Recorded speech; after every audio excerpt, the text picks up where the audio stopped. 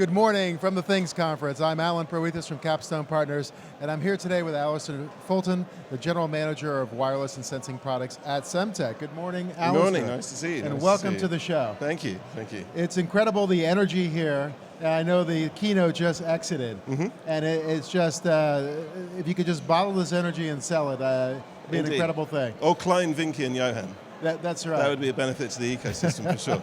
That's right. But you can't talk about LoRa without talking about Semtech as the godfather of the whole ecosystem and technology. And you've had an incredible year. 2019 ended with, I think, 135 million cumulatively shipped chips for LoRa?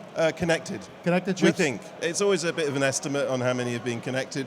We know how many we've shipped, but we think about 135 million are connected at this point. That's an incredible number. Is that actually more than any cellular LPWAN technology, I'm wondering? I don't know. It's hard. There are lots and lots of numbers out there, but all I can say is that that's 135 million devices connected rather than chips sitting in a warehouse somewhere. So we're very pleased with the success that our partners are seeing.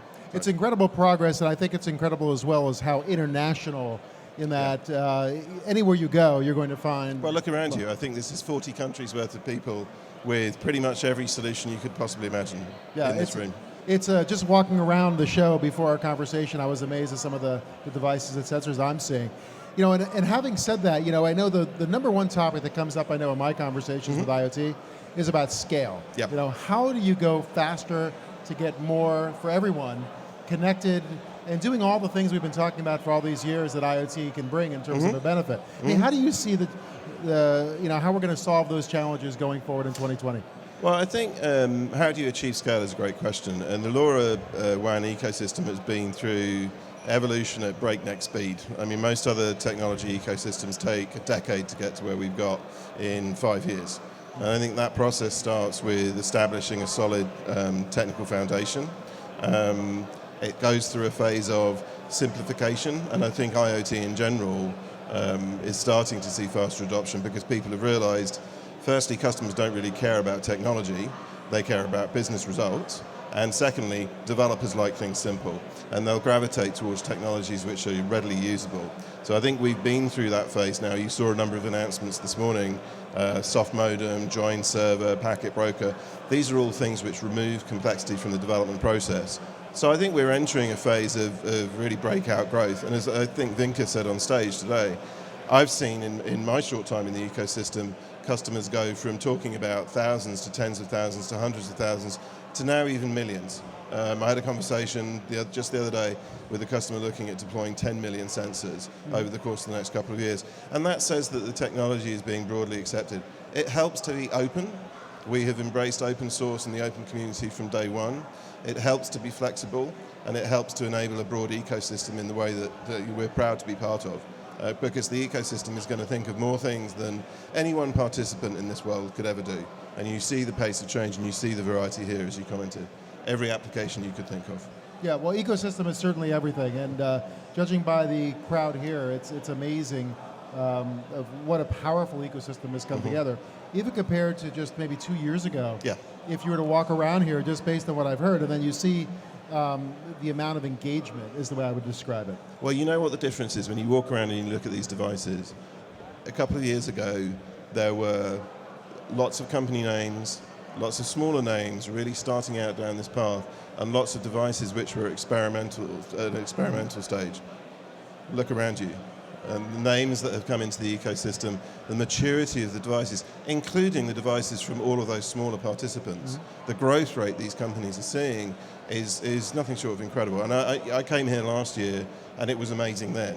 And this year is kind of a step beyond. And each year I think, well, how can you actually organize a conference this well in such a short period of time? It's nothing short of remarkable. And one of the great joys of ecosystem is you didn't have to organize this conference, of course.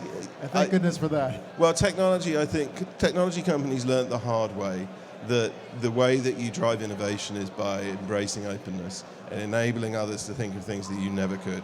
And Semtech, I mean, you described us as the godfather. We rather think of ourselves as the servant of the ecosystem. It's our job to provide tools. It's our job to try and simplify things. It's our job to enable people to make money with the technology and grow. And we take that role very seriously. And we're humble about it as well.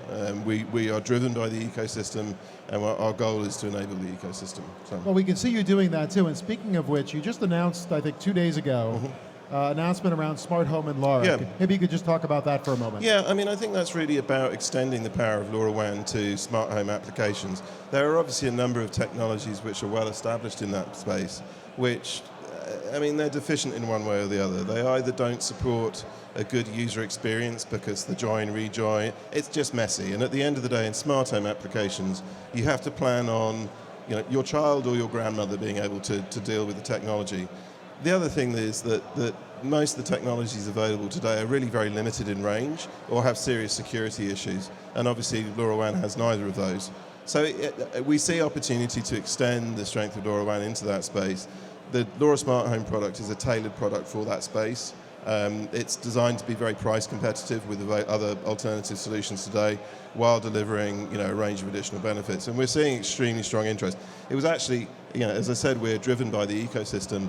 That was a direct response to demand from the ecosystem to enter that space and to provide solutions to smart home problems. I think it's a great advancement of LoRa because when you talk to people about smart homes, they're like, "Oh, we've been doing this for years," and I'm like, "Yeah, if you have a master's degree in electrical engineering, you've been doing it for 20 years." Yeah. But you're right. For the average person, if you don't want to spend all your time being the CIO of the household, it's been very difficult to really experience it in a cost-effective, efficient way. And I think what you're talking about is exactly what enables that. Well, people talk about the consumerization of IT. People are like simple. They like simple at home. They like simple at work. They don't want to get into the technology. There are very few people like you and I who are quite fascinated by it, and it's very easy to forget. People care about results and outcomes, whether that's a financial outcome in a business or whether it's the fact that they know where their dog is. That's what people care about. And our job in the technology industry is to deliver solutions to those problems without ever showing the complexity behind it. I mean, it's the adage of the swan. It looks nice and smooth on top, but you hide away all the complexity underneath. Yeah, plus the average attention span for all of us is dropping consistently per year. So the attention span to actually figure these things out simply does not exist anymore. Indeed. What was that? Exactly. Anyway, Alistair, I know it's a busy day today, but I just want to wrap up with, we've been talking about the promises of IoT for so long. Yeah. It feels like we're really building to that tipping point of truly experiencing some of those great benefits we've always written about, read about, dreamed about, talked about. What do you see happening this year for LoRa and IoT in general? How will this year be different? I mean, I think LoRa is but part of IoT, and lest we forget, LoRaWAN as technology is about getting from data from A to B. But what I see in the IoT today, and I've been in this space like you for the majority of my working life, and over the years I've waited and waited and waited, and I almost have to pinch myself now to believe what I'm seeing. It's the dream of the IoT, really, to me, has always been being able to make better decisions with better data sets. And ultimately, the goal of those decisions is to optimize the consumption of resources. So the thing I think that we really need to focus on is how do we use these technologies to solve real-world problems, like overusage of water or fertilizers in the agricultural system, like forest fires, like human transit issues, human health issues. That's what I look forward to seeing in 2020. People actually starting to use these technologies in a mass way to solve real-world problems. I think for all of us, that's been the dream. You don't always hear new technology and real-world problem solving in the same sentence, but it's really glad to hear it today. But Alistair Fulton, Semtech, thank you for joining us. Great pleasure. Thanks, Alan.